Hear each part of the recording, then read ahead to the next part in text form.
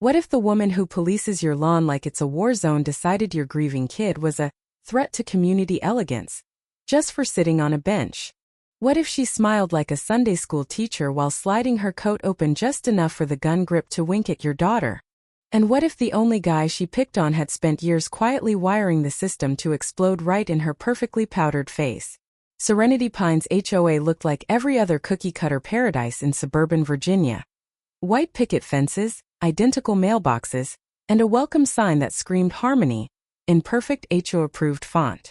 But under that glossy surface lived Patricia Langford, president for 7 straight years, the woman who could recite the bylaws backward while sipping Chardonnay, and still make you feel like you'd committed a felony by parking 2 inches over the line. She called herself a guardian of standards. I called her the velvet dictator who turned neighbors into unpaid informants. My name's Jordan Hale, who used to profile courtroom threats for the state. After my divorce left my 12-year-old daughter Mia frozen in silence, I moved us here thinking the quiet streets would heal her. Big mistake. Spot. The old memorial bench under the oaks at the edge of the common green, donated by a family who lost their son. She'd sit there every afternoon, journal open, writing the words she couldn't say out loud. Patricia decided that bench was unsanctioned emotional clutter, and slapped us with a $1,000 fine for minor loitering by a non-approved occupant. I showed up to the arbitration hearing calm, notes in hand, ready to appeal like a reasonable adult. The room was a rented conference space 5 minutes from the neighborhood. No metal detectors, no real rules, just Patricia, 2 nodding board members, me and Mia. She started polite, pearls gleaming. Mr. What's best for Serenity Pines? Children must learn boundaries. Then Mia answered a simple question about why she needed that bench, and Patricia stood up slow, coat shifting just enough. The gun grip caught the light like a threat wrapped in manners. She never pointed it. Mia froze, the same locked shoulders I'd seen after the custody nightmares. Patricia's voice stayed honey-sweet. Safety first, dear. Peace. My thumb found the panic button under the table, the one I'd coded with state threat response protocols years ago. 3 seconds. The door burst open and 2 federal agents in plain suits stepped in like they owned the timeline. Patricia sat back down, smoothing her blazer, smiling that glassy smile like she just won a bake-off. Gentlemen, this is clearly a misunderstanding. The lead agent didn't blink. Now. They didn't cuff her on camera, that would have been too clean. They walked her out with quiet efficiency while she kept waving like the hostess of her own eviction party. Mia finally exhaled a tiny broken sound and grabbed my sleeve instead of my hand. That night the neighborhood stayed silent. No apology. Email blast the next morning. Community update, recent disruptions handled with grace. Then the flyers started. Shoved into every mailbox before sunrise. Concerned neighbors warn. Jordan Hale exploits family trauma for personal gain. They painted me as the aggressor, Mia as unstable, Patricia as the brave victim who'd only displayed a licensed sidearm for self-protection after repeated threats. No mention of the gun flash. No mention of the agents. Delivered in pastel paper. I watched neighbors read them at the dog park and suddenly crossed the street when they saw me. The barista who used to know my order started calling me sir. Patricia wasn't even there. She'd stepped aside temporarily. But her text threads were still running the show from whatever burner phone she was hiding behind. I stayed quiet.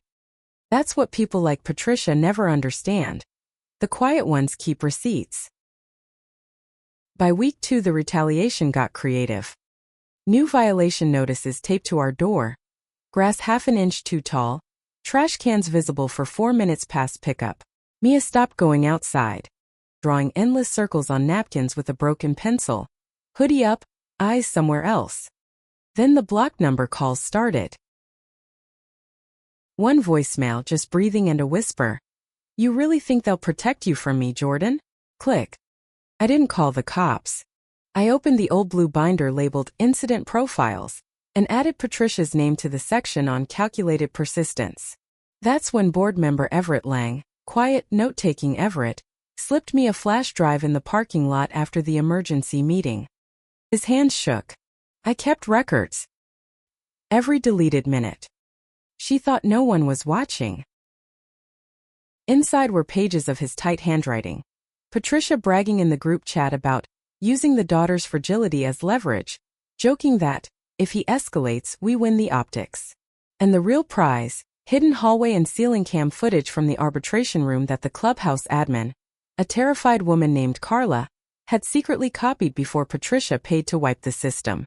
I uploaded everything to the State Judicial Protection Bureau under Tier 3 escalation. The receipt proving Patricia personally paid extra to disable the cameras 3 days before the hearing. The video showing the exact second she stood, coat moving, smirk forming. Mia's frozen face in 4K. Suddenly the feds weren't just looking at one Karen. They were auditing the entire HOA's finances, finding 18 grand in discretionary safety training that turned out to be Patricia's private intimidation seminars. File 1 word count 1,000. The mobile command station showed up at the clubhouse the next morning like a SWAT team for paperwork. Agents in plain clothes set up laptops on Patricia's beloved walnut table, while the remaining board members stared like deer in regulatory headlights. Lorraine, Patricia's second-in-command, tried the usual pearl clutch routine. This is harassment of a volunteer. The agent didn't raise his voice. Ma'am, your bylaws don't override federal witness protection statutes. We'll need every email, every text, every deleted file. By 3 p.m., Everett stood beside me, notebook clutched like a life raft. Carla slipped in through the side door with another envelope, shredder logs proving Patricia had been destroying records the night before the emergency meeting. The room got so quiet you could hear the HOA's fake elegance cracking like cheap laminate. 3 days later, the public correction hearing happened in a neutral amphitheater on the edge of Serenity Pines. Open to every resident, recorded, no Patricia spin allowed. Seats filled fast. People who'd crossed the street now sat in the front row looking guilty as hell. Patricia appeared on the big screen via remote feed from her protective custody suite. Still in her cream blazer, hair perfect, smiling like this was her TED Talk. The bureau rep hit play on the video without introduction. There it was in brutal color. Patricia rising like a queen, coat shifting, gun grip flashing, the precise angle calculated so Mia would see it and only Mia. The smirk. Press. Agents entering like clockwork. Lorraine's face went the color of old milk. Patricia's smile twitched just once, but she tried to recover with the classic line. It was merely a licensed sidearm for personal safety in a tense situation. I took the stand next. She didn't need to say the words. She weaponized silence the same way she weaponizes bylaws, turning a child's coping mechanism into a crime scene. Everett followed, reading 3 entries from his notebook in a voice that started shaky and ended steel. Patricia Langford stated, quote, "Children are excellent leverage. They never speak in board meetings." The air got thick. Flyers were now staring at their shoes. Then the findings dropped like a gavel made of karma. Patricia Langford permanently barred from any HOA role nationwide. Every fine issued in the last 6 months voided. Every rule she invented dissolved. Serenity Pines placed under state oversight for 2 years. And the kicker, her pattern of institutional coercion referred for full civil harm tribunal review. Translation: real jail time if the psyche eval came back the way we all knew it would. She kept smiling on screen, but the smile had gone dead behind the eyes.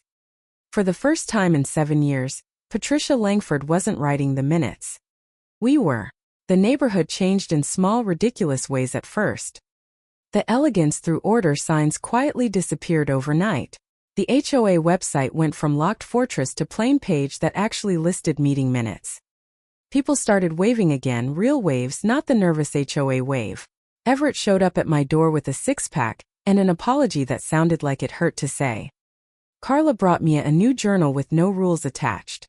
But the real moment came at the first open-air board meeting under the new administrator, a no-nonsense woman named Dr. Lillian Reyes, who ran it from folding chairs near the memorial bench itself. No podium. Just people talking.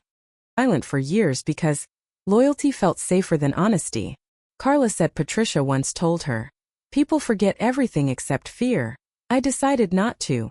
Laughter, real nervous laughter, rippled through the crowd. Dark, bitter, but honest. Realize you've been living in a cult with better landscaping. Mia sat on that bench the whole time, writing. When the meeting ended, she looked up at me and said, "They're still watching the birdhouse camera." I blinked. She shrugged. I wanted her to see what losing looks like. We walked home past mailboxes that no longer held anonymous hate, past flower beds that no longer came with fines for wrong trimming. The front door stayed unlocked that night, not because we forgot, but because we finally stopped waiting for the next knock. The day Patricia was transferred to the high-security forensic unit, it rained steady and gray. A plain van rolled out of the cul-de-sac with zero fanfare. The official letter arrived, plain envelope, bureau seal. Subject detained under Protective Ordinance 38D, full judicial control retained. Mia left a small sealed note on the bench that morning. She didn't say what it said. Just, "She used to watch me here. Now I get to watch her go." That evening the neighborhood threw its first real block party. No HOA approval needed.